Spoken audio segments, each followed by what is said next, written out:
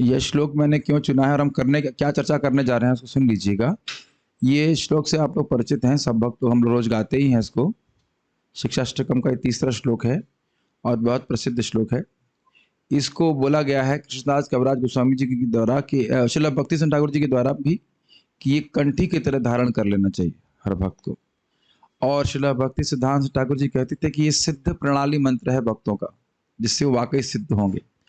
तो इसको हम समझने का प्रयास करेंगे। ऐसा मैं क्लेम नहीं कर रहा हूँ कि इसको मैं जी रहा हूँ, उसे बोलना बहुत आसान है लेकिन करना बहुत कठिन रहता है लेकिन हम समझने का प्रयास कर रहे हैं। ये कह रहा हूँ कि क्या है इसका अर्थ, उसको हम देखेंगे। इसके ऊपर श्रील भक्ति विनोद ठाकुर जी की टीका है, वो आपको हिंदी में, उसको हम सामने रख रहे हैं आपके, उसको पढ़ते जाएंगे और समझने का प्रयास करेंगे। नाम साधन की पद्धति क्या है, ये विषय है। मतलब किस प्रकार से नाम उच्चारण करें ताकि नाम का जो सच्चा फल है भगवान का प्रेम, वह शीघ्र अतिशीघ्र हमारे हृदय में स्फुरित हो जाए।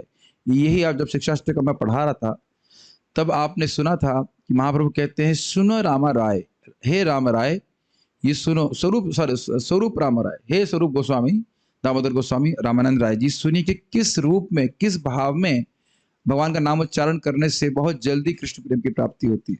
सब काम हम जल्दी चाहते हैं ना, तब तो महत्वपूर्ण है कि इसको सीखा जाए। तो वहां बोलते हैं, तृणादपि सुनीचेना, बोलिए, तरोरपि सहिष्णुना, अमानिना मान देना, अमानिना मान देना, कीर्तनिया सदा हरि, कीर्तनिया सदा हरि। तृणादपि सुनीचेना, तृणादपि सुनीचेना, तरोरपि सहिष्णुना, तरोरपि सहिष्णुना, अमानिना मान देना, अमानिना मान देना, कीर्तनिया सदा हरि। कीर्तनिया सदा हरि। तो कौन व्यक्ति, देखिए ये जो श्लोक है, it's a prescription and it is a description. दोनों बातों को समझते हैं।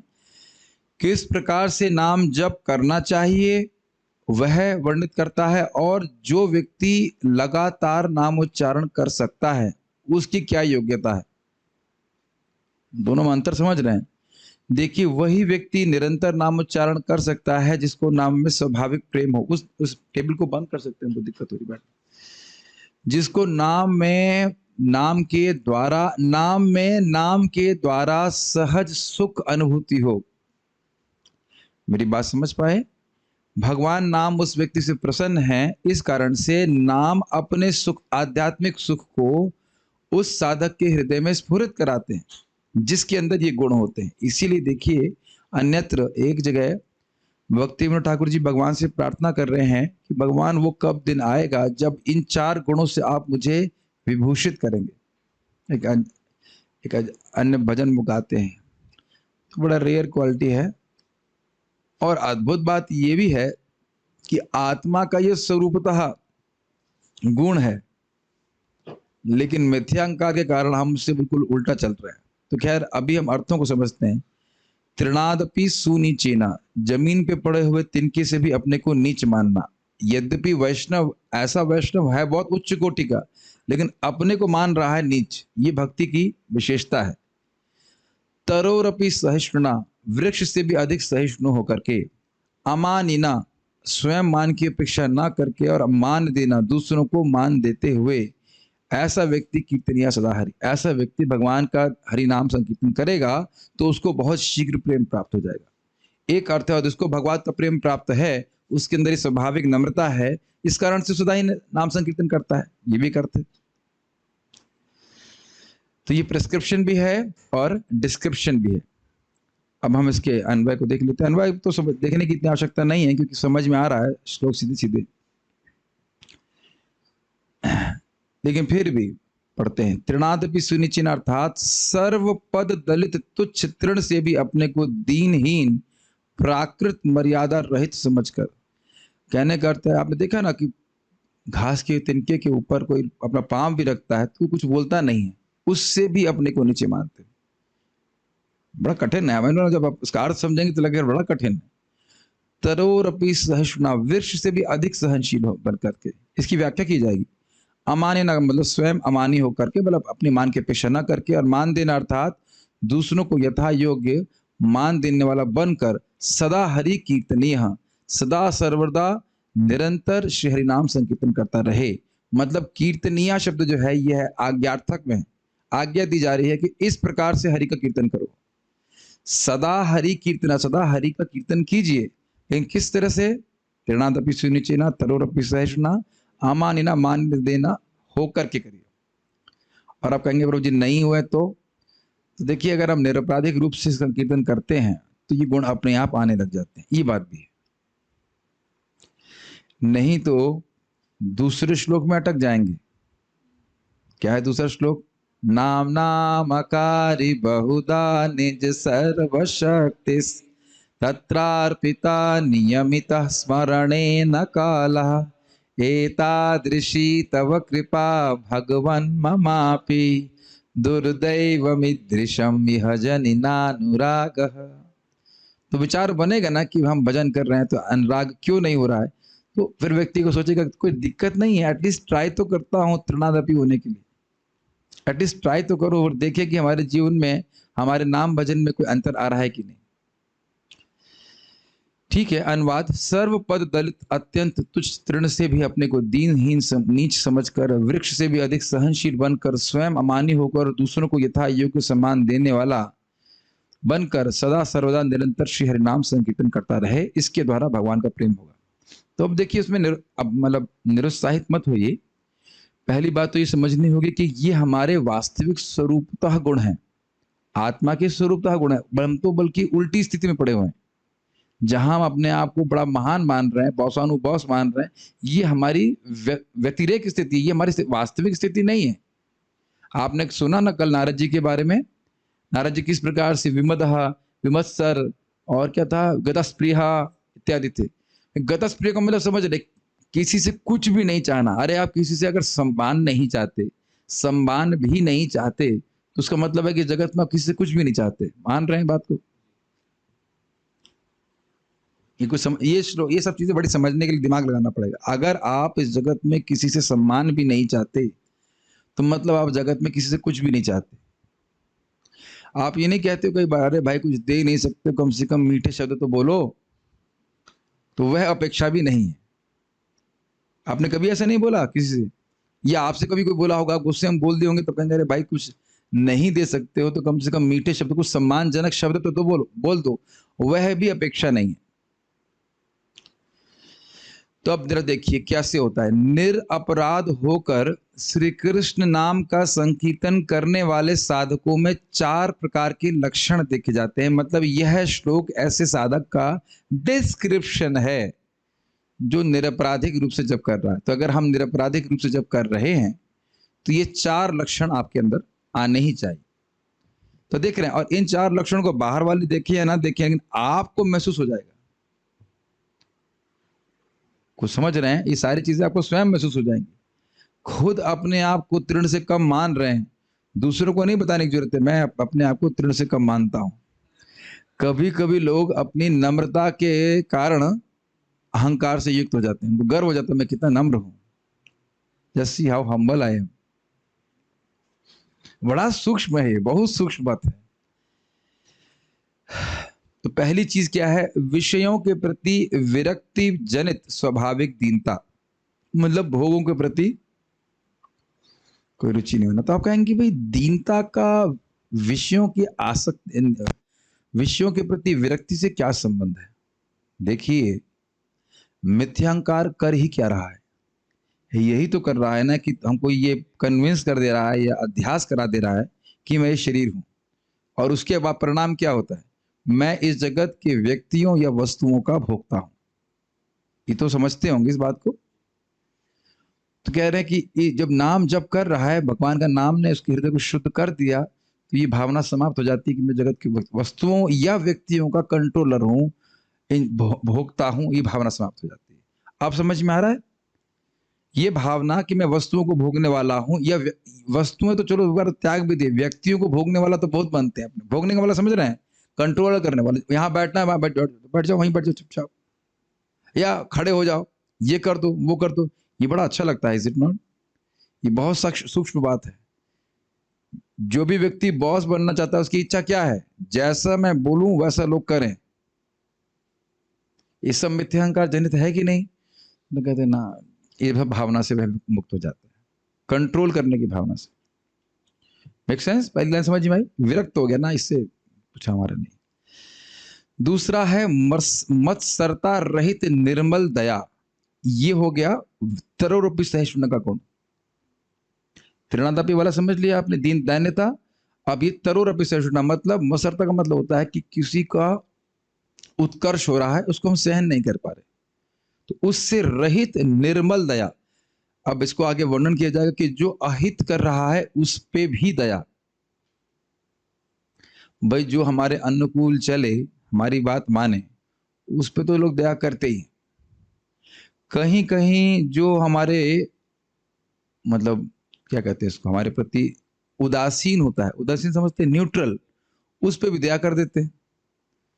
लेकिन जो विरोधी है उस पे तो हम बिल्कुल दया नहीं करते। नहीं करते कि नहीं? तो कह रहे नहीं, ऐसा भी नहीं। जो विरोधी है उस पे भी दया करें, किसी भी व्यक्ति के प्रति किसी भी प्रकार के द्वेष से रहित। उसके बाद जड़ीय मिथ्याभिमान से रहित हृदय की निर्मलता। ये समझ में आया? जड़ीय मिथ्याभिमान, जड़ जड़ मतलब समझ रहे, जड़ हमारा शरीर, हमारा मन भी जड़ है, उसमें मिथ्याभिमान की मैं ये शरीर हूं, मैं ये शरीर हूं या मैं मन हूं, इसी कारण से व्यक्ति मान की अपेक्षा करता है।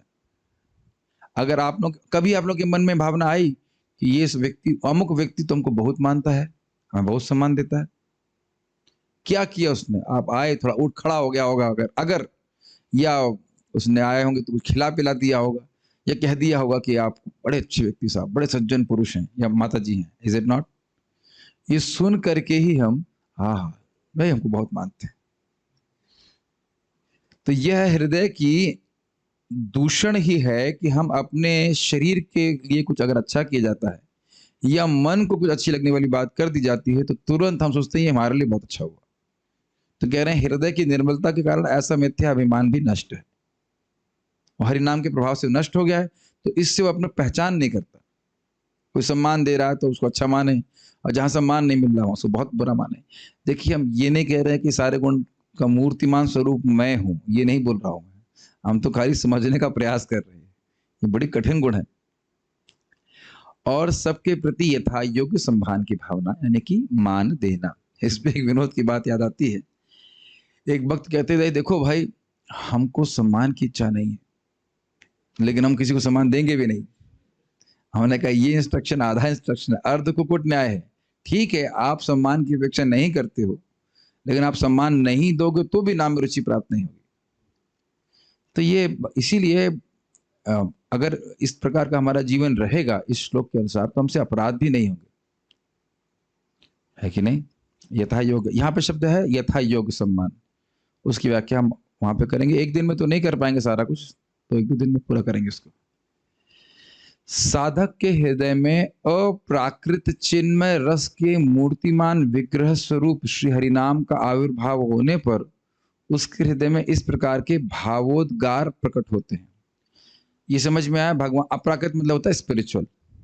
इन तीनों गुणों से परे जब व्यक्ति हरे कृष्ण मंत्र बोलता रहता है, बार बार अभ्यास कर रहा है, तो उसके हृदय में हरिनाम सूर्य की तरह उदित होते हैं। ये हमने पहले भी समझाया है। अभी हमारा अंधकार है हृदय में, लेकिन जैसे जैसे सूर्य धीरे धीरे उदित होने लगता है, और सूर्य अंधकार से बिल्कुल अलग वस्तु है कि नहीं? मान के चलिए कि अंधकार एकदम प्राकृत है और सूर्य बिल्कुल तेजमय है, बिल्कुल अलग है। तो हरिनाम जो है वो सूर्य की तरह धीरे धीरे धीरे करके उदित होते हैं, और जैसे जैसे वो प्रकाशमान होते जाते हैं, व्यक्ति के हृदय में इस प्रकार के भावोद्गार मतलब इस प्रकार की भावना प्रकट होती। क्या? अहो मैं स्वरूपतः अणु चैतन्य श्री कृष्ण दास हूं। ये लाइन समझ में आई कि मैं बहुत छोटा हूं। कभी आपने मन में इस भावना को देखा, इस भावोद्गार को देखा है कि जब कोई आपका अपमान करे तो क्या आता है? जानते नहीं मैं कौन हूं, दिखा दूंगा तुमको मैं कौन। क्या ये भावना आपने कभी मन में अनुभव किया है? मुझे लगता है सब लोग यहाँ पे त्रिणादपी हैं, तो इसलिए कुछ समझ में नहीं। कोई व्यक्ति हमारे प्रति बुरा करता है तो आता है ना मन में, तुम जानते नहीं मैं कौन हूँ। और कभी कभी लोग बोल देते हैं बाहर आओ तो दिखाऊंगा मैं तुम्हें कौन हूँ। ऐसे लग रहा है बाहर आएंगे तो स्वरूप प्रस्तुत कर देंगे अपना। ठीक है। तो यानी कि ये सब सच्चिदानंद महाराज इंग्लिश में समझाते हैं अपने जपा ट्यूटोरियल में बहुत, कि पहली चीज अगर व्यक्ति को शुद्ध नाम उच्चारण करना है तो ये भावना समझनी होगी, ये भावना रहेगी। मैं कॉन्स्टिट्यूशनली समझते हैं इंग्लिश, स्वरूप से ही अणु स्वरूप हूं। क्या साइज है हमारा? ग्लास के बराबर आत्मा है, थोड़ा छोटा साइज कर देता हूं, माउस के बराबर वो भी नहीं, अरे बाल के अग्रभाग के 10,000वें हिस्से के बराबर। देख रहे हैं कि अब हमारा जितना भी अहंकार है वो कितना व्यर्थ है। इस पे बुरीजन को बड़ा विनोद करते हैं, कहते हैं हाँ मैं जानता हूं कि आप कौन है, आप बाल की, बिल्कुल सही जानता हूं, आप बाल के अग्रभाग की 10,000 हिस्से के बराबर है। हम समझते हैं आप कौन है, लेकिन हम खुद नहीं समझ रहे हैं कि हम कौन है। देखिए कम से कम यह सुनकर इतना तो समझ में आना चाहिए कि हम बहुत बड़े अज्ञान में हैं। पहली शुरुआत तो ही समझ में होनी चाहिए। ठीक है। और न सिर्फ अणु हूं बल्कि भगवान श्री कृष्ण का दास हूं। ये बात नाम जाप करने से न सिर्फ केवल थ्योरी के रूप में अपितु रियलाइजेशन के रूप में भक्त को हृदय में अनुभूत होती है। इसको मैंने पहले भी बताया है कि सच्चिदानंद महाराज समझा रहे थे वाटर, कि जाप करते, जब जाप करते थे तो वो सोच रहे थे, इधर एक मेरी बोतल नहीं होगी, तो वो सोचते थे कि जब हम जप कर ही रहे हैं तो क्यों ना गंभीरता से अच्छे से जप करें। अरे इतना नहीं, मैं तो डूब जाऊंगा इस पानी में, मैं बाल के अग्रभाग का 10,000वां हिस्सा हूँ। ठीक है रहने दीजिए, पढ़िए कोई दिक्कत, रहने दीजिए। वो ठंडा पानी से काम भी नहीं चला, रहने दीजिए। तो हम खाली बोल रहे थे कि छोड़ दीजिए क्लास में डिस्टर्ब। तो इसका प्रभाव क्या कह रहे हैं, जड़ीय विषयों से मेरा कोई भी प्रयोजन नहीं है। तो अब समझ में आ रहा है कि विषय विरक्ति से दीनता कैसे आ रही है। देख रहे हैं कि मैं बहुत छोटा स्वरूप हूँ, बहुत छोटे हूँ, और इन जड़ समझ रहे हैं, पृथ्वी जल वायु अग्नि आकाश से बने हुए जो वस्तु है वो जड़ होती है कि नहीं होती, तो उनको भोगने से का मेरा कोई प्रयोजन नहीं है। क्या हम समझ रहे हैं कि बद्ध जीवन में बद्ध चेतना में ऐसी चेतना होती है कि मैं इसको भोगूंगा कि नहीं होती? तो ये पहली लाइन समझ में आ रही है। ये टीका थोड़ी टफ मान सकते हैं, लेकिन क्योंकि tough in the sense philosophical points बहुत हैं, लेकिन अगर आप ध्यान पूर्वक श्रवण करेंगे तो समझ में आएगा। नाम जप करने से हृदय शुद्ध हुआ तो क्या समझ में आया, मैं भगवान का अणु चैतन्य दास हूं, कॉन्शियस कृष्ण सर्वेंट, और मेरा भौतिक भोगों से कोई प्रयोजन नहीं। देखिए अभी इसलिए समझना मुश्किल है कि कॉन्स्टेंटली हम लोग प्लानिंग करते रहते हैं, आहार निद्रा भय मैथुन, इन्हीं की अलग अलग रेसिपी बना करके हम सोचते हैं कि इसको भोग करके हम सुखी हो जाएंगे। गलत तो नहीं बोल रहे हैं, अपने मन की और चित्त की स्थिति को देख लीजिएगा। सोने के लिए तो लोग 1,000 रुपए दे देते हैं, 1,000 तो कम बोल रहा हूं मैं, एक रात्रि की कितना 5,000 10,000 कितने दे देते होंगे। मैंने सुना 16,000 रुपए तक भी होता है, उससे भी ज्यादा होता है। पता नहीं क्या करते होंगे, और जितनी सुविधा दी जाती है उसको भोग भी नहीं पाते होंगे। मूर्खता है। अब हाय हाय श्री कृष्ण से विमुख होने के कारण ही मेरी वर्तमान दुर्दशा उपस्थित हुई है। जन्म मरण के चक्र में पड़ा हुआ नाना प्रकार के तापों से दग्ध हो रहा हूं। ये लाइन तो समझ में आ गई होगी कि मैंने ही भगवान पे दोषारोपण नहीं कर रहा, मैं ही भगवान से विमुख हूं अपनी ही गलती के कारण। इससे भी आप देख रहे हैं दैन्य बोध हो रहा है कि नहीं, भगवान पे आरोपण नहीं कर रहे, मेरी गलती है कि भगवान मैं यहाँ पे पड़ा हुआ हूं, मेरी भोग की इच्छा थी इसलिए मैं यहाँ पड़ा हूं। ये तो स्पष्ट समझ में आ रहा है। अपनी बीमारी समझ में आ रही है। देखिए जब व्यक्ति बीमार होता है तब उसका दवा लेने का आग्रह होता है, क्षमा कीजिएगा, जब वो समझता है कि वो बीमार है तब उसका दवा लेने का आग्रह होता है। बीमार हो और ये समझे नहीं कि मैं बीमार हूं तो दवा नहीं लेता है।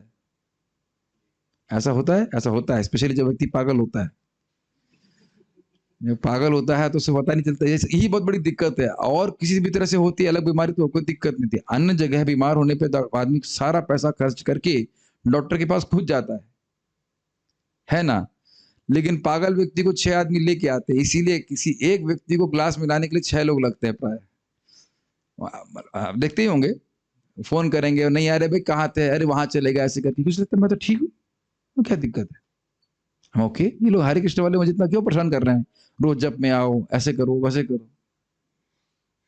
तो ये बात है।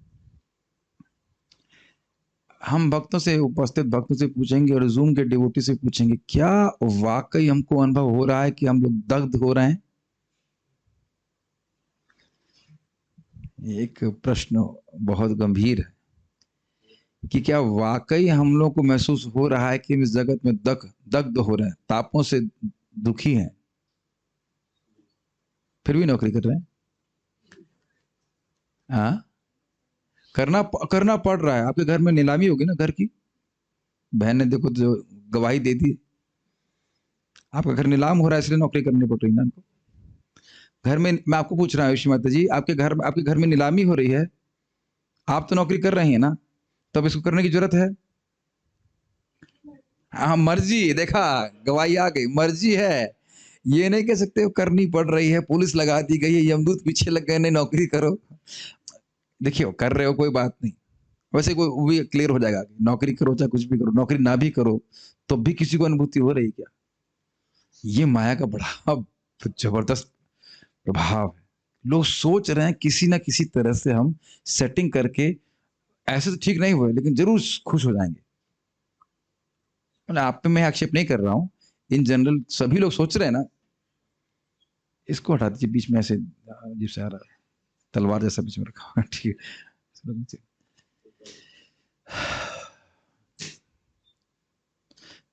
इससे पहले कि हम आगे जाए, बड़ा मनन करने वाला सारा टीका है। मान लीजिए आपको मालूम चल जाए कि ये पिता आपके पिता नहीं है, तो मालूम चल ही गया, लेकिन मान लीजिए पता चल जाए कि करोड़पति पिताजी हमारे पिताजी हैं, तब भी नौकरी करेंगे, तब भी कहेंगे मैं बाध्य हूं। अपने आप को नारद जी की स्थिति में ले जाए, वो कैसे सोच रहे थे कि मैं भगवान का पार्षद बनना है, मुझे भगवान का पार्षद बनना है, भगवान का पार्षद बनना है, पूरा जीवन यही सोचते रहे बस। देखिए हम ये चेतना किसी पे थोप नहीं सकते, ये नहीं थोपी नहीं जाती ना। मैं ऐसा कह रहा हूँ कि मैं भी ऐसा नहीं कि मैं भी इसी तरह से सोचता हूँ, मुझे भी लगता है हाँ कूलर चला लिए, नींद पूरी कर ली, बड़ा अच्छा लग रहा है। ऑल तो ऐसा भी नहीं है, मतलब ऐसा भी नहीं इस तरह से, लेकिन ये बड़ी गंभीर बात है। जन्म मरण के चक्कर में पड़ा हुआ बहुत, कभी थोड़ा थोड़ा बातों पे विचार करें ना कि जन्म लेना ही कितना कष्टकारक है। अगर व्यक्ति विचार करेगा तो बहुत गंभीरता से प्रयास करेगा कि दोबारा हमें जन्म ना लेना पड़े। हम कभी विचार नहीं करते हैं, सुन लेते हैं और प्रीचिंग कर देते हैं, लेकिन मनन नहीं करते हैं, इसलिए समझ नहीं पा रहे हैं कि कितना बड़ा प्रॉब्लम है। आप देख लीजिए ना, यहाँ पे किसी को कोरोना हो जाता है तो लाखों लाखों रुपए खर्च कर देना है कि नहीं? मानते हैं ना कि बहुत बड़ी प्रॉब्लम है, सारा काम छोड़ करके करते हैं। तो ये सब स्थिति है। तो कह रहे हैं कि जब करता है व्यक्ति को, धीरे धीरे उसको अनुभूति होने लगती है, अपने आप होती है, आप किसी पर फोर्स नहीं कर सकते कि नहीं मैं केवल जगत में दुख भोग रहा हूं, मैं इसमें कुछ सुख, यहाँ पे कोई अनुभूति नहीं है। अब उसके बाद क्या करना है ये समझ में आ गया। तो अब मैंने श्री गुरु और वैष्णवों की कृपा से समझ लिया है कि भगवत भक्ति के साधन द्वारा ही मेरी विमुखता दूर हो सकती है तथा पुनः स्वरूप में स्थित होकर भगवत प्रेम प्राप्त कर सकता हूं। तो ये बात समझ में आई आपको? ये तो समझ में आता ही होगा। भक्तों की कृपा से, भगवान के बारे में श्रवण करके, भक्तों से भक्ति की महिमा समझ करके समझ में तो आ रहा होगा कि भक्ति करके ही मैं इस जन्म मृत्यु के चक्र से मुक्त हो सकता हूँ। इतनी बात तो मैं समझता हूँ सभी भक्तों को समझ में आ रही है, क्योंकि सब साधना कर भी रहे हैं इसी प्रकार से।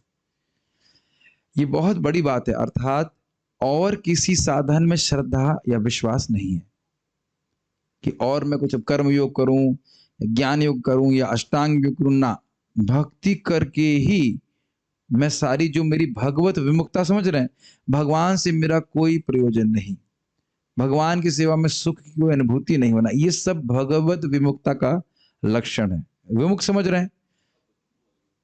इधर मुंह घुमा के ना, जैसे अब हम तो इसका कोई हम जानते नहीं, लेकिन थ्योरी में जानते हैं कि जैसे पति पत्नी में झगड़ा हो जाता है तो विमुख हो जाते हैं थोड़ा कुछ समय के लिए, एटलीस्ट उधर मुंह घुमा लेंगे, उधर घुमा लेंगे, ऐसे कर लेंगे, ऐसे होता है। अच्छा, ऐसे ऐसे होता होगा।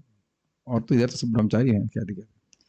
आप भी शादी नहीं किया ना अभी? कर लिया, ठीक है, चलो अभी खुश रहो। ठीक। तो ये होता है। वैसे प्रभुपाद बड़ा मजाक बनाते हैं कि पति पत्नी की लड़ाई कैसी है, जैसे बकरी की लड़ाई, थोड़ी देर लड़ेंगे उसके बाद फिर साथ में हो जाएंगे, फिर लड़ेंगे फिर साथ में जाएंगे।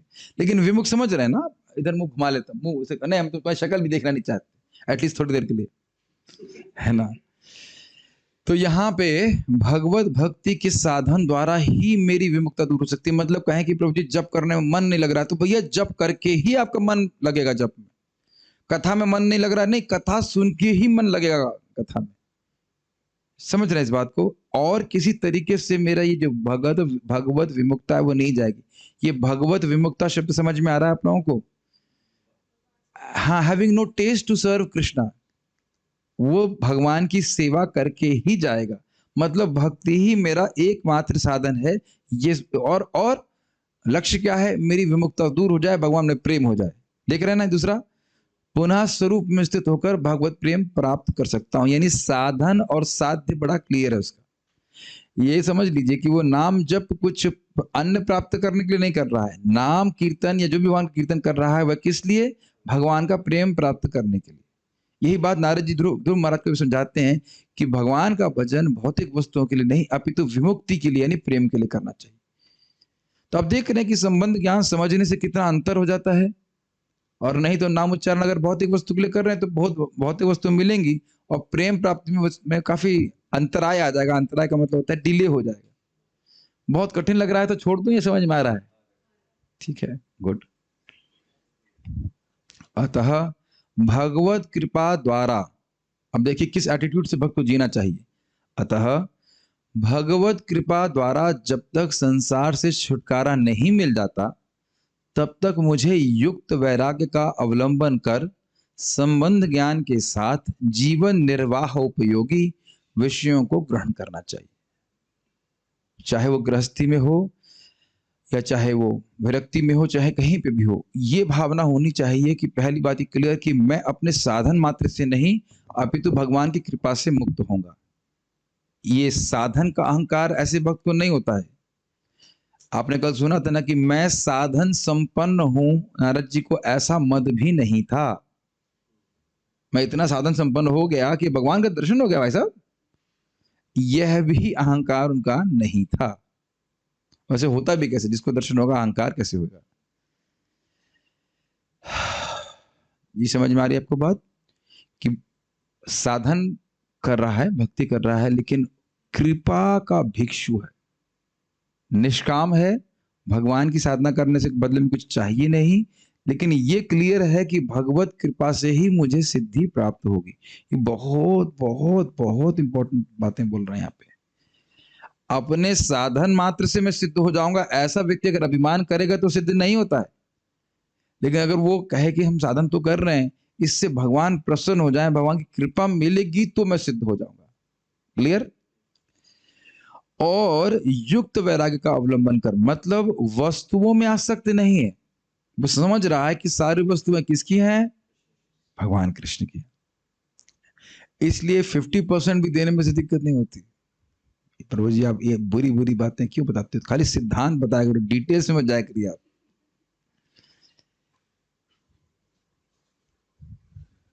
जब आप नाम जप करेंगे तो इस भावना अपने आप बढ़ जाती है। तो ठीक है, जब तक नहीं बढ़ती तब तक तो हम नहीं दे रहे। जब आने लगी फीलिंग तब हम देंगे, है कि नहीं? चलिए कोई बात नहीं। लेकिन आप देखिए क्या घर परिवार में लोग 90% नहीं दे देते। पता नहीं मैं क्या रेशियो रहता है। नॉर्मली पति लोग अपनी पत्नियों को या परिवार को कितना दे देते होंगे? कोई आइडिया? I don't know. मैंने माता जी से कभी पूछा, हाँ माता जी कितना पिताजी दे दिया करते थे? अरे 50% देते थे। अच्छा 50% अपने पास रखते थे, तो 50% तो वहां पे हाँ बचत के लिए रखते होंगे। हाँ ठीक है, तो वो भी परिवार के लिए तो हुआ ना। तो देखते एक तरह से देखा जाए तो 100% ही सब कुछ दे दिया परिवार को ना। हाँ क्या ये तो है, अब उसको कौन, ये सब खाली किताबों की बातें हैं, सब पालन नहीं करना चाहिए, सब ठीक है। तो युक्त, लेकिन यहाँ पे युक्त वैराग्य का अर्थ है कि सब कुछ भगवान का है। चाहे अगर हम गृहस्थी की बात करें तो पत्नी, बच्चे, घर परिवार सब कुछ भगवान का है और उनको भगवान की सेवा में नियोजित करना चाहिए। ये युक्त वैराग्य का है। और चाहे विरक्त में भी हो तो भी शरीर, मन, वाणी जो कुछ भी वो भगवान का है, भगवान की सेवा में लगाना चाहिए। वस्तुओं में आसक्ति नहीं, भगवान की सेवा में आसक्ति, इसको युक्त वैराग्य कहते हैं। इसलिए कह रहे हैं युक्त वैराग्य का अवलंबन करके, मतलब ये नहीं बोला जा रहा है कि आप घर ही छोड़ दीजिए, सारा जंगल में चले जाइए, ऐसा नहीं बोला जा रहा है। वस्तुओं को भगवान के उपयोग में लाने की कला को सीखना चाहिए। और संबंध ज्ञान के साथ, मतलब मैं भगवान का दास हूं, पति पत्नी जो पत्नी है, बच्चे हैं, मैं गृहस्थों के बारे में बोल रहा हूँ, या हम जैसे देखेंगे अन्य ब्रह्मचारी भी भगवान के सेवक हैं, तो उन सभी को भगवान की सेवा में लगाते हैं और जीवन निर्वाह उपयोगी वस्तुओं को ग्रहण कर रहा है। ये नहीं कि एक के बाद एक सामान इकट्ठा करते जा रहा है। लोग कहते हैं हमारी भक्ति में प्रगति क्यों नहीं हो रही? प्रयास में लगे हो तुम, बंगला बनाने में लगे हो, तो कैसे भक्ति में प्रगति होगी बताइए? क्या बंगले में ही जीना होता है? आप देख लीजिए ना, आयुषी माता जी कितने छोटे रूम में आप रह रही हैं, शायद एक माता जी और रह सकती हैं आपके संग। आपके संग तो नहीं रह सकती, मुझे लगता नहीं रह सकती, या आप रह सकती उनके संग? कि मर जाएंगे दोनों लोग। अब आप कल्पना कीजिए कि आपको कितने पैसे, कितने बड़े मकान की जरूरत है। मैं आपको बोल रहा हूँ, वो उपलक्षण से सभी को बोल रहा हूँ आपको। हाँ हाँ हाँ, इसको ऐसा नहीं। आपको आश्चर्य नहीं होता कभी? शायद आप लोगों का घर से तो बड़ा ही होगा, इज इट नॉट? G7 से आपको आश्चर्य नहीं होता? अरे इतना कम में तो कोई, आपने कंप्लेन तो नहीं की आज तक कि प्रभु जी रूम बहुत छोटा है, G6 दे दो? किया कंप्लेन? हर बार वही था, प्रभु जी G7 मिल जाएगा क्या? वो G7 कोई महल मान रहा है कि नहीं? और उससे पहले जनार्दन महाराज रहे थे, कभी कोई कंप्लेन नहीं की कि बड़ा छोटा है। और अब वो छोड़ दीजिए, भगवान गंभीरा गए, गंभीरा पुरी में, वहां देखेंगे चैतन्य महाप्रभु जो अनंत कोटि ब्रह्मांड के नायक है भगवान कृष्ण, वो एकदम छोटे से रूम में रह रहे हैं। कितना आश्चर्य की बात। प्रभुपाद जी देख लीजिए यहाँ पे, आप लोग तो कोई दूर जाने की जरूरत नहीं, राधा दामोदर में कितने सिंपल में रह रहे थे। तो आप देख रहे हैं, जो व्यक्ति भक्ति में आगे बढ़ेगा उसको भौतिक आवश्यकताएं हृदय में अपने आप ही कम लगेंगे। अरे मुझे जीने के लिए तो बहुत कम चाहिए। हम गलत तो नहीं कह रहे ना? मैं नहीं समझता हूं कि अब 5-5, 10-10 हजार के कपड़े पहनने की इच्छा यहाँ उपस्थित भक्तों में होगी, है कि नहीं? कभी नहीं होगी ना। अब ये प्रैक्टिकल आप देख रहे हैं, विरक्ति हो रही कि नहीं? क्या, मैं तो एक सिंपल सा भक्त हूं, मुझे इतना सब हाई फाई कपड़ा पहनने की क्या जरूरत है? जो नाम जब ठीक से करेगा उसको हमें बोलने की जरूरत नहीं पड़ेगी। अपने जीवन में बहुत सारे गुण तो आप अपने आप देख रहे होंगे। आपकी भी सैलरी आती, सोचते हैं कि 5,000 रुपए की मैं चिक चिक एकदम बढ़िया धोती कुर्ता पहनूं, नहीं आता। Is it not? नहीं आता, नहीं आता मतलब नहीं आता है।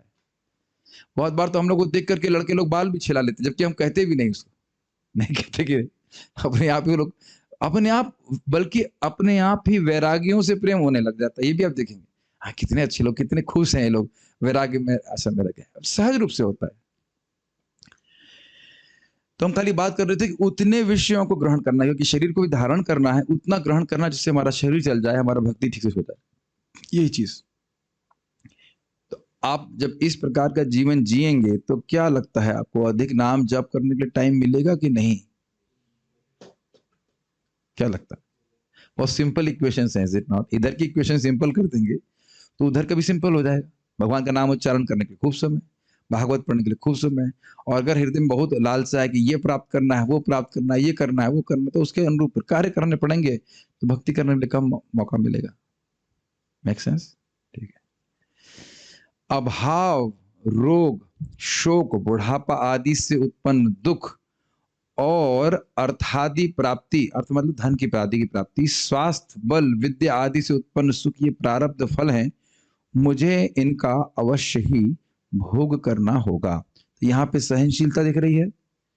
जो बुखार आना है वो तो आएगा, और जो सुख आना है वह भी आएगा। दोनों में सम रहते हुए भगवान की भक्ति करना। क्या आपने ऐसा भी कभी अनुभव किया? किसी को जानते हैं जो थोड़ा बिजनेस बढ़ गया तो भक्ति छोड़ गया? किसी को जानते हैं ऐसे? हम तो जानते हैं, हमारा एक जूनियर था, उसका IAS में सिलेक्शन हो गया, अब हरे कृष्ण का हा भी भूल गया, ऐसे लगता है। ये दोनों चीज होती हैं। कभी कभी दुख में तो व्यक्ति भजन कर लेता है, लेकिन सुख में बिल्कुल भूल जाता है। तो दोनों को ही भोगना, दोनों के प्रति न्यूट्रल हो गया सब भक्त। नहीं समझ में आ रही बात?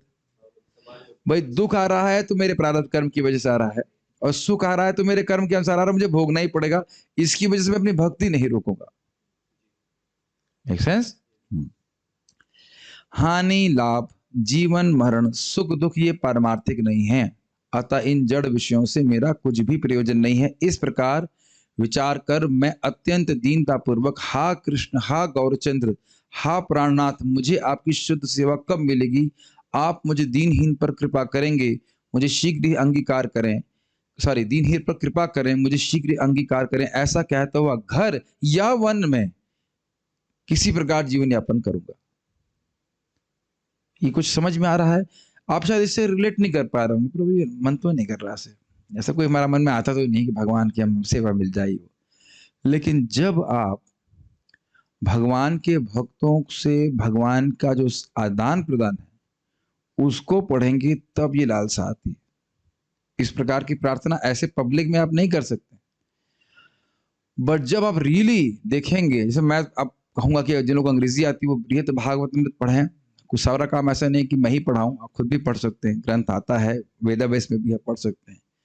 तो आप जब देखते हैं कि कृष्ण कितना प्रेम कर रहे हैं गोप कुमार से, तो आपके हृदय में इच्छा आएगी कि भगवान ये क्या मुझसे भी आप इस प्रकार से प्रेम करेंगे, या क्या मैं भगवान से ऐसे प्रेम कर पाऊंगा, कैसे मैं भगवान की इस प्रकार की सेवा कर पाऊंगा जैसे गोप कुमार कर रहे थे। Does it make sense?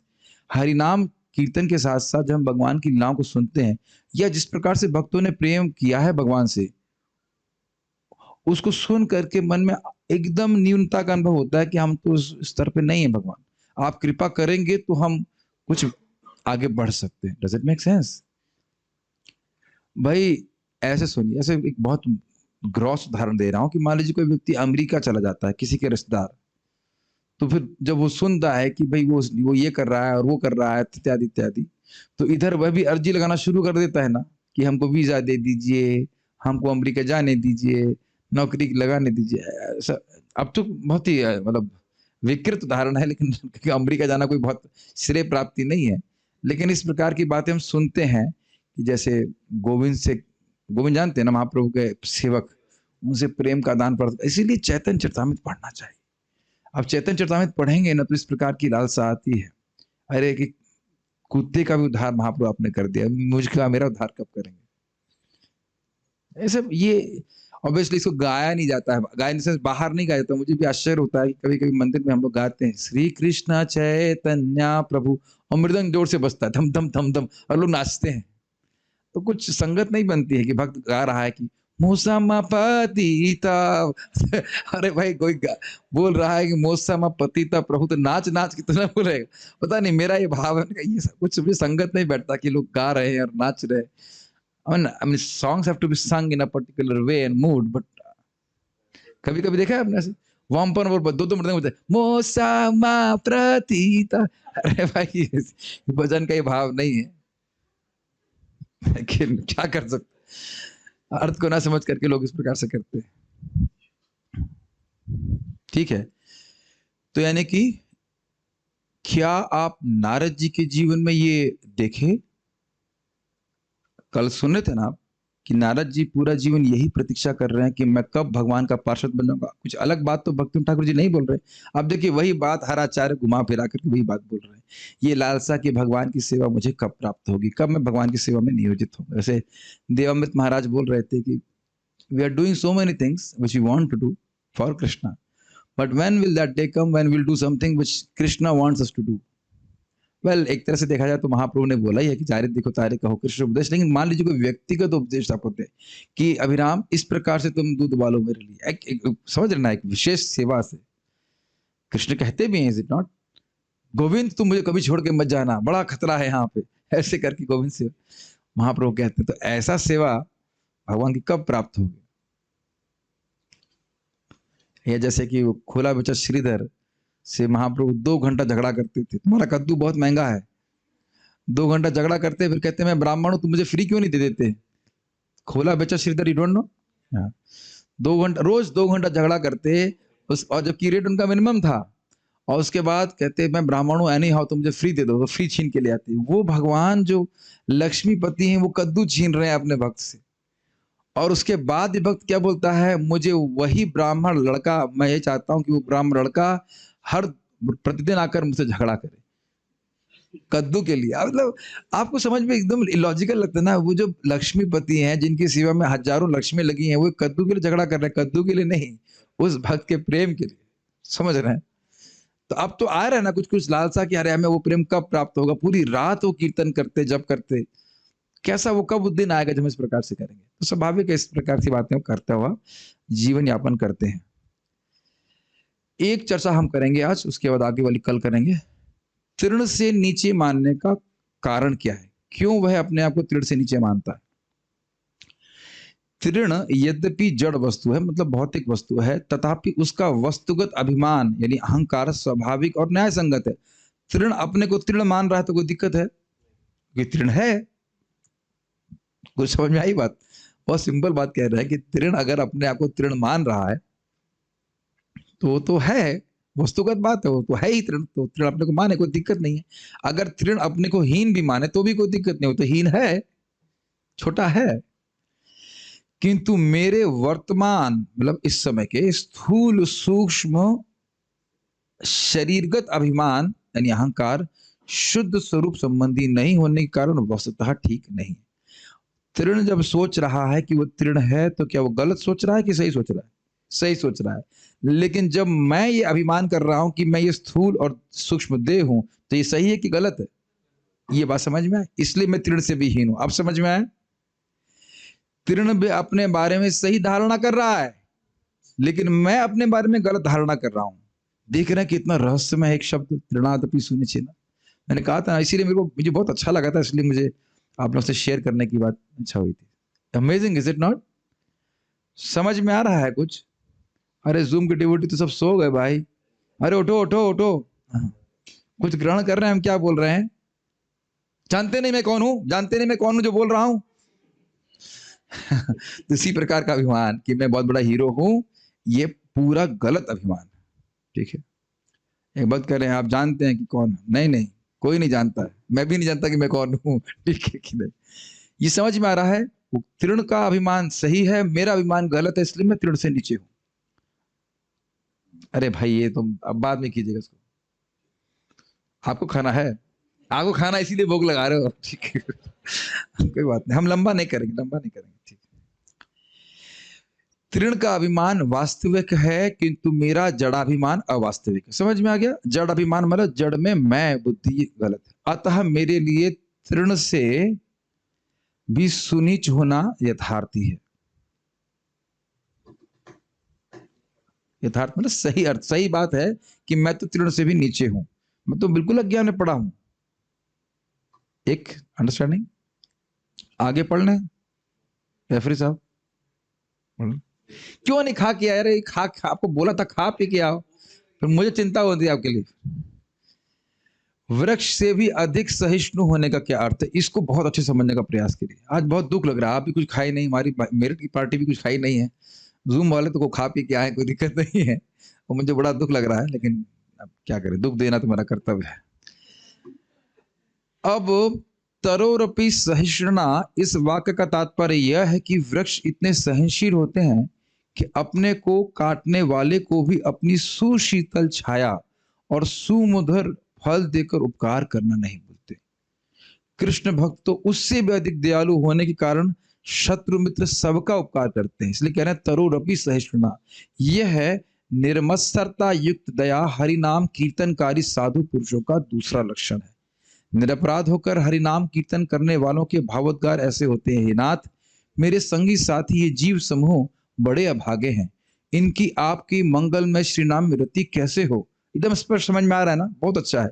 ये तो माया अंध, माया के द्वारा अंध होकर स्त्री पुत्र धन संपत्ति जय पराजय हानि लाभ और जन्म मृत्यु के सुख दुख में डूबे हुए हैं। इन्हें अनर्थ युक्त जड़ विषयों से तनिक भी विरक्ति नहीं हो रही, मतलब भोगों से बिल्कुल विरक्त नहीं हो रहे। ये नाना प्रकार की भोग वासनाओं की दृढ़ रज्जुओं से आबद्ध हो रहे हैं। ये लाइन समझ में आई? भोग की लिप्सा, भोग की इच्छा से रस्सी की तरह बंधे हुए हैं। जैसे हमारे एक रिश्तेदार 10 घंटे चेस खेलेंगे, 2 घंटे कथा नहीं सुन सकते, 10 घंटे, और कैंसर हो गया, मरने वाले, कब्र में मतलब लटके हुए पैर, कब्र में मान लो पानी भरा हो तो उसमें टच कर रहे हैं कि पानी गर्म है कि ठंडा है क्या है, समझ रहे हैं? एकदम स्पष्ट समझ में आ रहा है कि मरने वाले हैं, लेकिन फिर भी उस समय साइड में चेस भी खेल रहे हैं। समझ रहे हैं? बड़ी बुरी स्थिति है। उन्हीं को पैदा बना के उड़ा आउट किया जाएगा सबसे पहले, क्या बोलेंगे? चेस भी किससे खेल रहे हैं? मृत्यु से।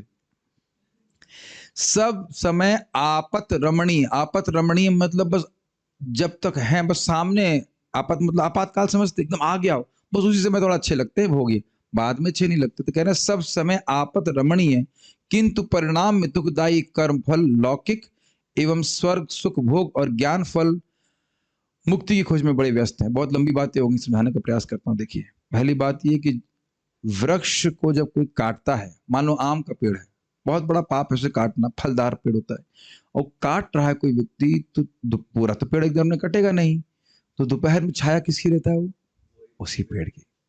लेकिन पेड़ कभी मना नहीं करता कि आप मुझे काटने आ रहे हो तो मैं अपने मीठे फल आपको ना दूं।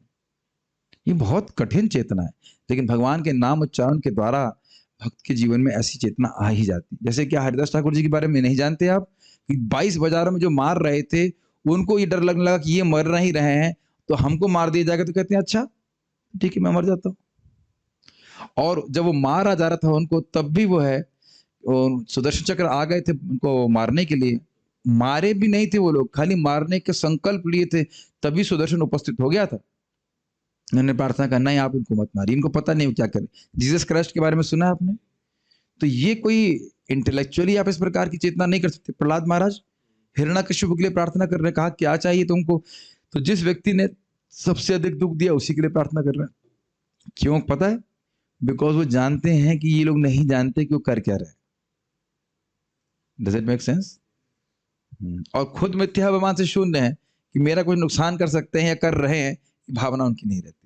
हम समझे हम केवल चर्चा कर रहे हैं, मैं ऐसा नहीं कह रहा हूं कि इन गुणों से मैं युक्त हूं, you can only aspire for such things.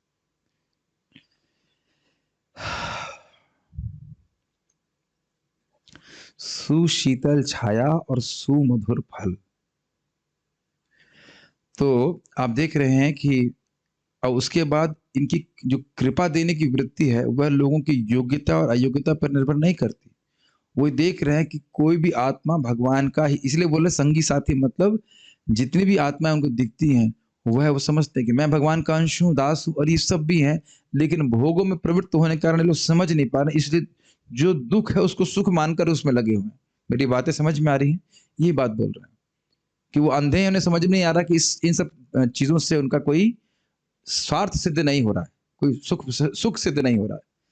तो इसलिए वो बोल रहे हैं। और फिर कह रहे हैं कि ऐसा भी नहीं है कि वो स्वेच्छा से छोड़ भी दें, इसीलिए कह रहे हैं कि रज्जू से बंधे हुए हैं। मान लो कोई व्यक्ति रस्सी से बंधा हुआ है, अब बोलो कि भाई तोड़ के आ जाओ, तो नहीं भाई मैं तो बंधा हाथ, मेरे दोनों हाथ पांव बंधे, मैं छूटूं कैसे? ये भी देखे आप? कहो कि अब देखिए तेरा कुछ दिन पहले भक्त आए थे घर छोड़ करके, हम लाइफ टाइम ऑफर आपको दे रहे हैं, और 2 महीने में फिर लाइफ टाइम ऑफर क्या कहते हैं एक्सपायर कर गए। ये स्थिति थी कि वो आत्महत्या करने वाले थे, झूठ नहीं बोल रहे हैं। इतनी परेशान हो गए थे घर से, लेकिन फिर अभी घर में वापस back home, back to whatever नरक। देख रहे हैं ना रज्जू? ऐसे महाराज बड़ा विनोद करते हैं कि कोई पति है, छोड़ पत्नी से झगड़ा हो गया, चला जाएगा, फिर अब आसक्ति तो गई नहीं, लौट के आएगा। तुम्हारे लिए तो मैं कभी नहीं आने वाला था, लेकिन बच्चों का मुंह देख करके आ गया। होता है कि नहीं? और कभी बच्चों से हार जाता है, घर छोड़ देता, कहता है तुम नालायकों को तो फालतू में पैदा किया, तुम लोगों की वजह से मैं कभी वापस, लेकिन तेरी माँ की वजह से मैं वापस आ गया। वो आसक्त है, लेकिन छुपाता है इस बात को। गलत तो नहीं कह रहे ना, सब तो देखा जाता है। और उसके बाद क्यों लगे हुए हैं? कहते शुरुआत में सुख मिलता है लेकिन बाद में दुख मिलता है, लेकिन फिर भी समझ में नहीं आता। इस प्रकार के लौकिक सुख, मतलब जगत में कोई महान बन गया, कोई आईएएस ऑफिसर बन गया, कोई इंजीनियर बन गया, इसी में लगे पड़े लोग। आत्मा क्या संबंध है इससे बताइए? लेकिन लगे हैं कि यही तो दिख रहा है ना आपको, ठीक है। लौकिक एवं स्वर्ग सुख भोग, मतलब कुछ लोग इस जगत में महान नहीं बनना चाहते तो स्वर्ग के लिए कर्मकांड कर रहे हैं, और फिर अगर कोई ये नहीं कर रहा है तो मुक्ति के लिए प्रयास कर रहा है, और इन सभी में भगवान की भक्ति को सुख नहीं मिलता। तो ये एक भक्त को जो भगवान का नाम जप करता है उसको अनुभूत होता है कि इसे फालतू में टाइम वेस्ट कर रहे हैं। Make sense? इन लोगों की आत्म स्वरूप के दर्शन में कैसी रुचि उत्पन्न हो, ये एक मेडिटेशन है। कैसे हरि नाम स्वीकार करें, कैसे ये अपने परम कल्याण का साधन स्वीकार करें, यह उसकी मति होती है। तो ये धीरे धीरे नाम जप करने से व्यक्ति के मन में आता है कि लोग भगवान से विमुख हैं, भक्ति नहीं कर रहे हैं, वो भक्ति को कैसे स्वीकार करें। अब समझ में आ गई बात? मुश्किल तो नहीं है। ऐसा कहते कहते वे साधक जीव भाव विभोर होकर उच्च स्वर से पद गाने लगते हैं। हरेर नाम हरेर नाम हरेर नामेव केवलम कलौ नास्तेव नास्तेव नास्तेव गतिरन्यथा। समझ में आया? उनको लगता है कि हरि नाम के अलावा कुछ नहीं। ऐसा नहीं खाली गा ही रहे हैं अपने में, दूसरों को हरि नाम देने का प्रयास भी कर रहे हैं। वो समझ रहे हैं कि इन लोगों का उद्धार और किसी तरह से नहीं, केवल भगवान के नाम के द्वारा होगा। और अब देखिए सारे भक्त वैष्णव सब यही तो बोलते हैं, आप लोगों को, हम लोगों को सबको यही तो बोला कि आप हरे कृष्ण मंत्र जपो। कुछ ग्रहण कर रहे हैं इसी बुद्धि के कारण कि किसी भी पतित जीव का उद्धार, पतित मतलब केवल गरीब लोग नहीं, पैसे वाले, करोड़पति, सब सब दुखी हैं, केवल भगवान के नाम के द्वारा ही इनको उद्धार हो सकता है। Make sense? तो वृक्ष के रूप में ये सबसे सबसे सुमधुर चीज, सबसे बढ़िया चीज है, वह दूसरों को देने का प्रयास करते हैं। अर्थात कलयुग में हरि का नाम ही, हरि का नाम ही, हरि का नाम ही एकमात्र गति है। इसके अतिरिक्त और कोई गति नहीं है और निश्चित रूप में गति नहीं है। ये इस भावना से लेकर के वे हरि नाम का प्रचार करते हैं। ये वृक्ष के रूप में सहिष्णुता है। वृक्ष के रूप में सहिष्णुता का अर्थ ये नहीं कि धूप में आप खड़े हो जाइए। हाँ अच्छा, ये तो आसान है, खड़े हो जाओ, और बारिश आए तो सहते रहो, बरसाती पहन लो, ऐसा कुछ भी नहीं है। दूसरों के कल्याण करने की भावना, यद्यपि वे अपमान भी करें, ये वृक्ष की सहिष्णुता है। समझ में आया? क्लियर समझ में आ रहा है? अब मैं सोच रहा हूं कि थोड़ा आपको कष्ट दे ही दूं। अब जब भूख लग रही तो एकादशी तो आप करते ही हैं व्रत, तो हम पूरा कर ही देते हैं। 10 ही पेज तो बाकी है। मुझे तो कोई ऐसे कमजोर नहीं लग रहा है। आप लोग तो खा पी के आए हैं, ठीक। अमानी का क्या अर्थ है? अमानी शब्द से कीर्तनकारी साधकों के मिथ्याभिमान शून्यता रूप तीसरे लक्षण को सूचित किया गया। मतलब कोई शरीर को कुछ अच्छा दे रहा है या हमारे मन के लिए कुछ अच्छी बात का, इस ऐसी लालसा नहीं होती। हमारा सम्मान कोई करे ऐसी भावना नहीं होती। मायाबद्ध जीवों के स्थूल और सूक्ष्म शरीर संबंधी योग ऐश्वर्य, भोग ऐश्वर्य, धन, वैभव, रूप, जाति, वर्ण, बल, प्रतिष्ठा और अधिकार से उत्पन्न होने वाले जितने भी अहंकार हैं, वे सभी स्वरूप विरोधी एवं झूठे हैं। इन झूठे अहंकारों से रहित होना ही मिथ्याभिमान शून्यता है। इस प्रकार उन अहंकारों के रहने का हेतु विद्यमान रहने पर भी मिथ्याभिमान शून्यता और सहनशीलता रूपी गुणों से अलंकृत व्यक्ति ही श्री हरि नाम कीर्तन करने के योग्यतम अधिकारी। ये समझ में आई बात? काफी इंटरेस्टिंग है। किसी को योग का ऐश्वर्य प्राप्त हो गया, सिद्धि प्राप्त हो गई, किसी को भोग का ऐश्वर्य प्राप्त हुआ, स्वर्ग प्राप्त हुई, या इस जगत में महान धन प्राप्त हुआ, और जितने भी गुण आप देख रहे हो, जाति की वजह से, वर्ण की वजह से, या ज्ञान की किसी भी तरह से अगर ये सब प्राप्त होते हैं, तो व्यक्ति को अहंकार हो जाता है कि नहीं, कि मैं श्रेष्ठ हूं। मैंने कल एग्जाम्पल दिए थे ना, अच्छी कार में बैठ गया तो क्या बोलेगा? ए ठेला। आदमी भी नहीं बोलेगा उसको, अरे भाई साहब भी नहीं बोलेगा, भाई साहब तो बोलेगा ही नहीं, ठेला या रिक्शा बोलेगा। अहंकार हो गया ना। एक कार का भी अंत का अहंकार हो गया कि नहीं? या बड़ी मकान में होगा तो छोटा कोई झोपड़ी वाला होगा, क्या है ये? तो आप समझ रहे हैं, इस प्रकार का अहंकार होता है। तो वे उसके स्वरूप विरोधी हैं कि नहीं? स्वरूपता हम लोग कौन है? भगवान के नित्य अंश हैं और बहुत अणु स्वरूप चैतन्य स्वरूप आत्मा है। तो उसके बिल्कुल विरोधी बातें हैं ना, कि तुम बहुत पैसे वाले हो, तुम बहुत जाति में ब्राह्मण हो, तुम सुंदर दिखते हो, बहुत बलशाली हो। इन सब का अहंकार आत्मा के स्वरूप से भिन्न है कि नहीं? तो कह रहे हैं इस प्रकार के मिथ्या अभिमान से रहित रहता है, यद्यपि ऐसा अहंकार होने का कारण विद्यमान हो तो भी। मतलब ऐसा नहीं है कि जो भी जब जाप कर रहा है वो सब शूद्र ही हो, या उनका वर्ण खराब हो, या उनके पास धन नहीं हो, गरीब हो, इसलिए मिथ्याभिमान से शून्य है। कुछ समझ में आ रहा है या प्रोसेसर डूब गया, एकदम खत्म हो गया? यद्यपि वे बहुत गुणवान होंगे, यही बात बोली जाए, यद्यपि गुणवान हैं फिर भी असम्मान की अपेक्षा नहीं करते। प्रहलाद महाराज में गुण नहीं थे क्या?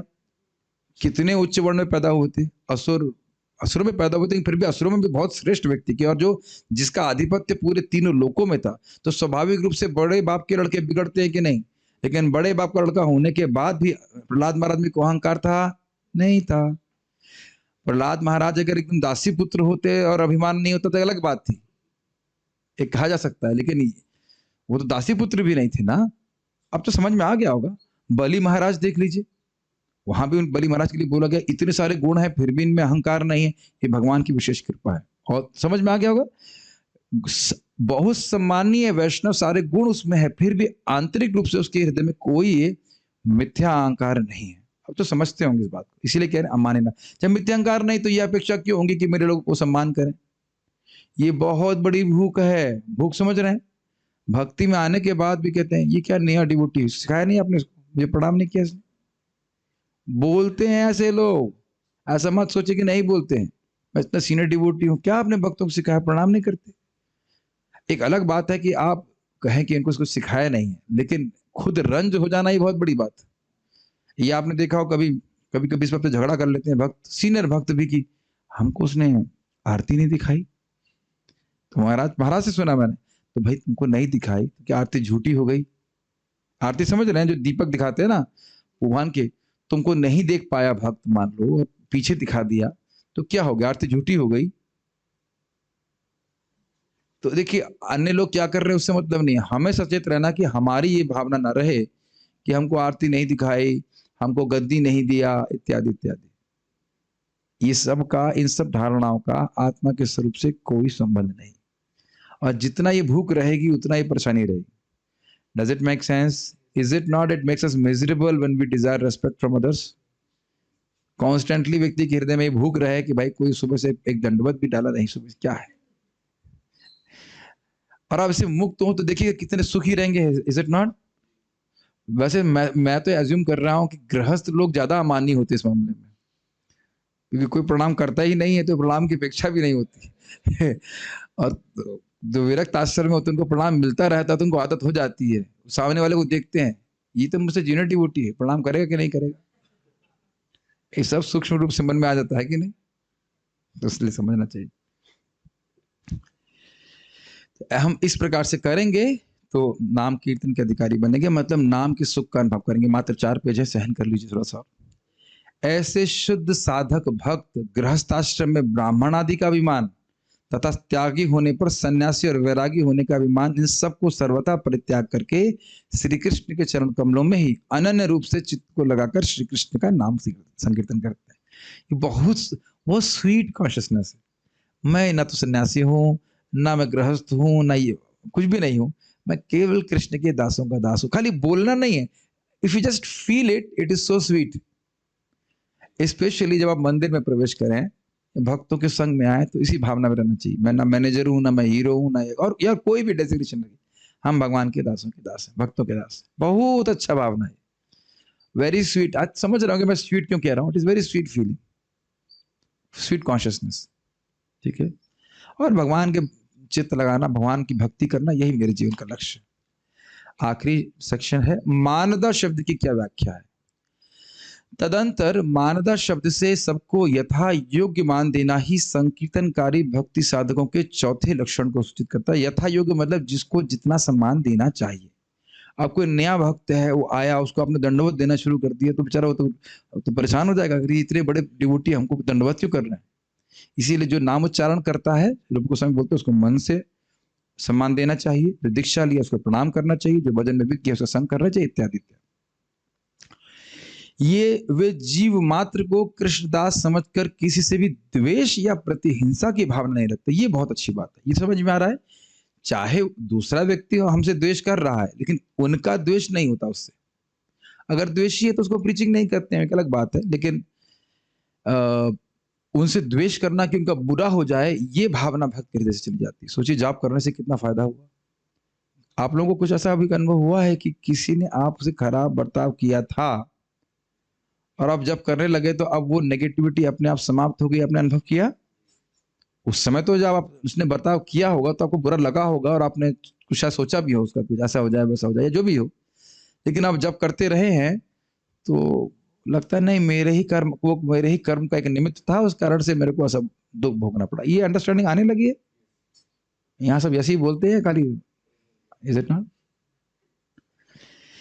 वे अपने मधुर मेरे जो भक्त बता रहे थे कि उनकी बहुत लड़ाई हुई थी अपने चाचा जी से, लेकिन अब कुछ याद नहीं रहता कि चाचा जी से लड़ाई हुई नहीं हुई। यहाँ तक ये थे फेंक दिया था चाचा जी को छत से नीचे, ऐसा करके उन्होंने किया था। तो मतलब बोले कि अब कुछ उनको ऐसे याद नहीं रहता। वे अपने मधुर वचनों और जगन मंगलकारी आचरणों से सबको संतुष्ट रखते हैं। ये समझ में आया सम्मान देने का मतलब? अरे भाई देखिए, इस जगत में लोग सब जल रहे हैं कि नहीं जल रहे हैं, और किसी को मीठा बोलने से क्या कितने पैसे लगते हैं। अभिराम प्रभु, मान लो अभिराम प्रभु आए और मैंने कहा प्रभु बड़ा अच्छा लगा पाए, क्यों आए आप यहाँ पे, क्या जरूरत थी आपको आने की? अब दोनों शब्दों में अंतर होगा कि नहीं? दोनों ही शब्द फ्री के है कि नहीं? ये कभी हम लोग विचार नहीं करते हैं कि कटु वचन बोलना भी फ्री का ही है और मधुर वचन बोलना भी फ्री का है, लेकिन प्रभाव बहुत अंतर है ना विराम प्रभु? कब तक रुकेंगे आप? अच्छा, इतने दिन क्यों रुकेंगे? मान लोग ऐसा कोई बोले तो मैं तो कल ड्रामा कर रहा हूँ, कितना बुरा लगेगा ना। किसी के घर जाओ आप, कितने दिन रुकेंगे आप? कब तक कब जाने का प्लान है आपका? और कहीं किसी को बोले अरे क्यों जा रहे हैं आप, यही रहिए ना, बस इतना बोलने से, भले आप ना रुके लेकिन आप खाली, कोई बोलता है इस प्रकार से बड़ा चलता है। महाराज बोल रहे थे, मान लो कोई जा रहा है यात्रा में, अरे भगवान करे तुम्हारा एक्सीडेंट हो जाए, अरे नहीं हो या हो, लेकिन उसको दुख दुख बनी रहेगी, कहीं साफ दे दिया भाई इन्होंने। और कोई बोले कि नहीं आपकी यात्रा बड़ी मंगलमय हो, बहुत अच्छा हो, तो कहने का मतलब वाणी से भी किसी को दुख नहीं देते, ठीक है। और जगन मंगलकारी आचरण मतलब, ये बहुत इंपॉर्टेंट बात है कि हर व्यक्ति को जब किसी ऐसे भक्त के संपर्क में आए तो उसकी कृष्ण भावना बढ़नी ही चाहिए। It should be like that. उसका आचरण ऐसा होना चाहिए कि उसको माया की स्मृति नहीं हो, वो कृष्ण की स्मृति कराए। ये सबसे अच्छा मंगल आचरण किसी के लिए है। मंगल आचरण, कल्याण में आचरण, ये बहुत कठिन चीज है। ये कठिन इन द सेंस, हम लोग सचेत नहीं रहते कि कभी बोलते हैं हम बोलना तो नहीं चाहते लेकिन उसके बाद सब कुछ बोल देते हैं, और उस बात से उस व्यक्ति का कोई प्रयोजन नहीं होता, नहीं होता कि नहीं, बेचारा वो भी दुखी हो जाता है। अरे आपको पता है विश्व प्रभु आपके बारे में कौन व्यक्ति क्या कह रहा था, वाह, अरे भाई उसकी निंदा कर रहा था तो क्यों बता रहे हो उसको, बेचारा जलेगा फालतू में, है देखा है आपने ऐसे कई बार। तो इस प्रकार की ऐसी बात नहीं करते किसी को दुखी हो। इस जगत में अधिकारी ब्राह्मण आदि योग्यता संपन्न मनुष्यों का ब्रह्मा रुद्र आदि देवताओं को नम्रता पूर्वक यथायोग्य सम्मान देते हैं। मतलब जैसे कोई ब्राह्मण है या अन्य लोग भी हैं, उन सबको सम्मान देना। यहाँ तक कि आप देखेंगे सनातन गोस्वामी जी अपने घर में भागवत पढ़ रहे थे और मुसलमान शासक आया, तब सारे ब्राह्मण खड़े हो गए, क्योंकि वह राजा था और राजा भगवान का प्रतिनिधि होता, ये भावना था उनका। तो मुसलमान राजा को भी उन्हें सम्मान दिया। और ब्रह्मारुद्र आदि देवताओं को भी नम्रता पूर्वक यथायोग्य सम्मान देते। यथायोग्य मतलब ये नहीं कहते कि आप ही पर ब्रह्म हो, ये सम्मान नहीं देवताओं का अपमान है। लेकिन देवता भी भगवान के सेवक हैं, इसलिए उनको सम्मान देना। तो आप देख रहे हैं दूसरा आप नाम अपराध से बच रहा है व्यक्ति। जहां शिव जी को अलग मानना या शिव जी के प्रति द्वेष भाव रखना, ये सब भी नाम अपराध में चला जाएगा, तो उसे मुक्त है। हाँ, ये तो भगवान के सेवक है, उनसे भगवत भक्ति की प्रार्थना करते हैं। काफी इंटरेस्टिंग है। विशेषता शुद्ध भक्तों की सर्वतोभावी न प्रीति पूर्वक सेवा करते हैं। प्रभुपाद जी को इसीलिए हम लोग गुरु पूजा गाते हैं, अपने गुरु महाराज को या अन्य भक्तों को भी, तुलसी जी की प्रणाम सेवा करते हैं। इस प्रकार उक्त 4 लक्षणों से युक्त होकर किया गया श्री कृष्ण नाम संकीर्तन ही परम पुरुषार्थ का साधन है। कलयुग पावन अवतारी श्री चैतन्य महाप्रभु की यही शिक्षा है। तो आओ, 32वां पेज तो ब्लैंक था, इसलिए 31 पेज में समाप्त हो गया। चलिए सेमिनार समाप्त। उम्मीद है कि आप लोग कुछ समझ में आया होगा। एक बार इसको दोबारा पढ़ेंगे तो कुछ और समझ में आएगा, और इसका अभ्यास करने का प्रयास कीजिए अपने जीवन में। क्या कुछ प्रश्न है कि नहीं? अगर ऐसे महसूस हुआ होता तो सच में नौकरी में नहीं फंसे होते। अभी भी बहुत लेट नहीं है। ऐसा कोई नहीं कि नौकरी में बॉन्ड लगा है, जिन्होंने प्रश्न किया उसकी तो सरकारी नौकरी है। ऐसा लोग बोल रहे हैं कि भैया चेन लगा दी है, अब नौकरी छोड़ नहीं सकते, इत्यादि इत्यादि क्या क्या। लेकिन कह रहे कि महसूस हुआ होता, मतलब अभी भी हुआ नहीं है, इसलिए चलेगी नौकरी। अभी करिए, कोई दिक्कत नहीं। अरे इतना हम नौकरी छुड़वाने लगे हैं तो कौन प्रवचन में आएगा। ठीक है, करिए। और कोई प्रश्न नहीं? तृण जी, यस, ठीक है। तो मैं खाली एक ही श्लोक को लिया, बस इसको मैं चाह रहा था कि अपने जीवन में अप्लाई करें। कल से क्या शुरू करेंगे इसमें विचार करेंगे। बृहद भागवतामृत ना क्या कहाँ कृष्ण की बात नहीं होती, वहां बात करना टाइम वेस्ट लगने लगा है। हाँ, तो अच्छी बात है। तो पत्नी से भी बात नहीं कर रहे होंगे शायद।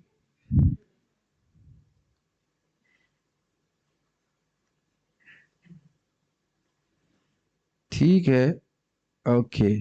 हरे कृष्णा। यहाँ रुकते हैं। और आप लोग अपनी जो सेवाएं करना चाहते हैं